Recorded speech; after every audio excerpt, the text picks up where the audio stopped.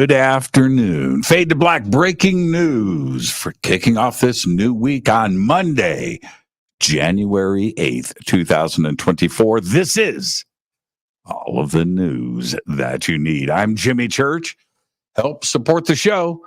Help support the news. Help support everything that we do around here. We've got a big team.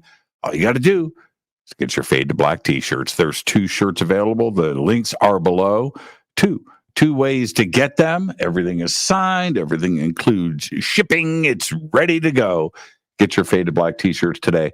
A quick note. If you have ordered an extra large, a 2XL, 2XL, we ran out. They're being delivered now. Got a little delay.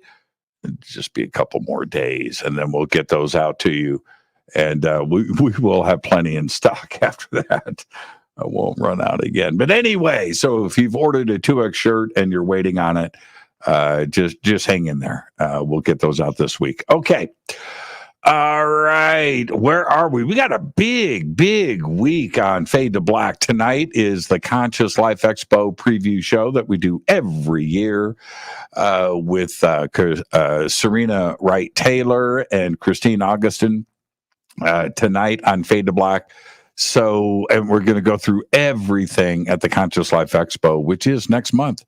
And we've got a lot of preview shows coming up with different speakers at the Conscious Life Expo between now and the start of the conference in February 9th. And, but this week, man, tomorrow night we have Neil Story on the show. We're doing who is Bram Stoker? We're going to be talking about Bram Stoker and Dracula and the history of that.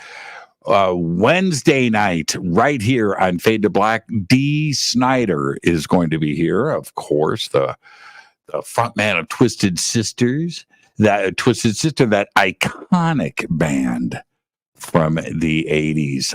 All that and much more on Wednesday night with Dee Snider. And then Thursday night, Ron Moorhead is going to be here. We're going to be discussing Bigfoot and physics. Huge week here on Fade to Black. So I'll see everybody tonight with Serena and Christine. All right, let's get straight to it. On this day in history, 2016, you remember this. Joaquin El Chapo Guzman, head of the Sinaloa drug cartel, was captured in Mexico after he escaped prison 6 months earlier. 6 months on the lam. Remember that? Tunneled out. Remember that? Yeah. I think he's in prison somewhere here in the United States now. Here's your fader fact. HBO, home box office, HBO once paid $3 million to James Gandolfini. That's right, the Sopranos star. They paid him $3 million to decline a role in the TV show The Office. Yeah, and that is your fader fact. Let's get to the breaking news. Busy day today, busy weekend actually. Astrobotic Technology, the company that developed the first lunar lander to launch from the United States in 5 decades, said its spacecraft has suffered critical propellant loss, attempting to correct itself after running into a major issue in space. Just hours after launching from Florida towards the moon early this morning, the company announced the spacecraft was in jeopardy. The lunar lander, dubbed Peregrine, was unable to place itself in a position facing the sun, likely because of a propulsion issue. According to the company, the wayward orientation, right, backwards, prevented the spacecraft from charging its batteries.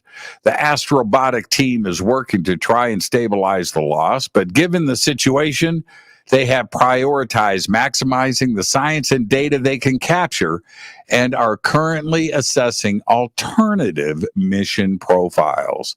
That could mean the company will not attempt to land on the moon, as was expected to happen on February 23rd. Wow. The planned demolition of a Paris laboratory used by pioneering scientist Marie Curie. Now, listen to this, Madame Curie has been suspended after an intervention from France's Minister of Culture. The Pavilion de Sources in central Paris, Sourcey, was set to be bulldozed as part of a development project by the Institute Curie. However, Culture Minister Rima Abdul Malak said that the demolition had been put on hold following discussions with the Institute's president, Thierry Philippe. The laboratory at 26 Rue d'Ulm was one of three buildings constructed when the Radium Institute, now known as the Institute Curie, was established back in 1909. It was set to be demolished to make way for a large new building, but campaigners protested the decision because the role the Pavilion de Sourcey played in Curie's groundbreaking scientific career. That's right. She was the first woman to win a Nobel Prize and the only woman ever to win the award in two categories, physics and chemistry. The floating magic islands of Saturn's largest moon, Titan, may finally have a scientific explanation. Scientists believe they're clumps of glacier-like snow shaped like a honeycomb. The islands were first spotted in 2014 by the Cassini spacecraft, appearing as shifting bright spots above lakes of liquid methane and ethane.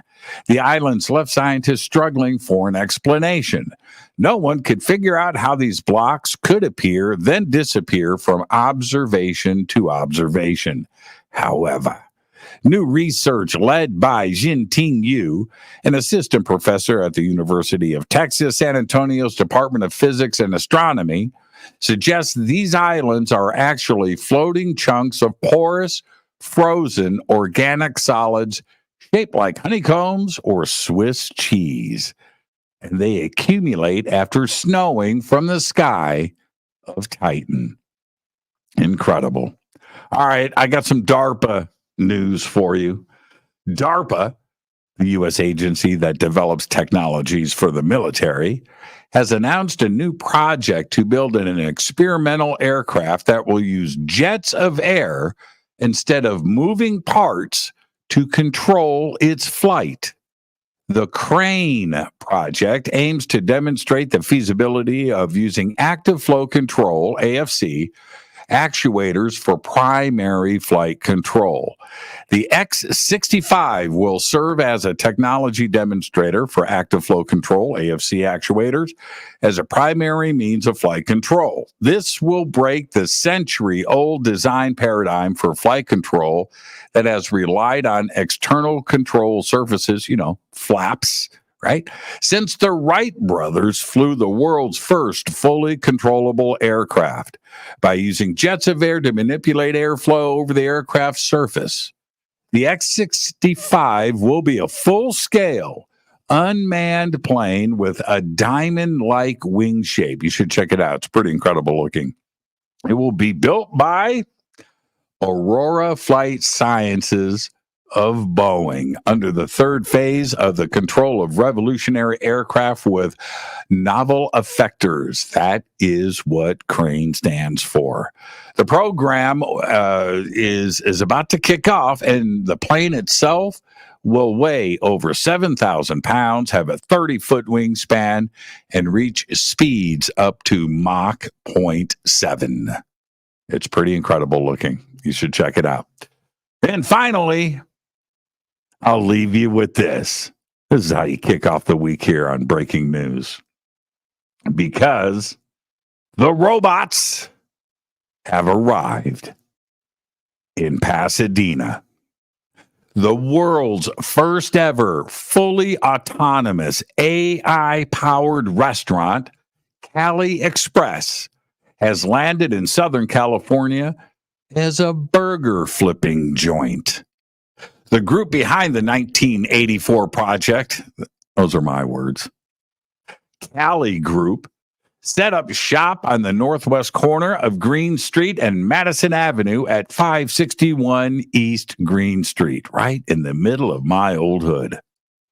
Cali Group partnered with Miso Robotics for the project, which previously launched the world's first AI-powered French fry station. And Pop ID, a tech company that utilizes biometrics for ordering your food. The restaurant utilizes some of the craziest tech currently available to fully automate all of its fry and grill stations. Guests can even watch all of the robots prepping their custom orders in what the company calls a pseudo museum experience. I can't make this stuff up. This is the world's first operating restaurant where both ordering your food and every single cooking process are fully automated. Cali Group says that AI-powered robotic order taking and cooking enables the major change that feed America to substantially improve quality, consistency, and speed. But they don't mention anything about the jobs that disappear at speed, as in poof. This is Fade to Black breaking news. It is all of the news that you need for this Monday, January 8th, 2024. I'll see you tonight on Fade to Black. It is our Conscious Life Expo preview special. I'll see you tonight. Fade to Black breaking news is produced by Renee Newman. I'm Jimmy Church. Go Backley Tappy.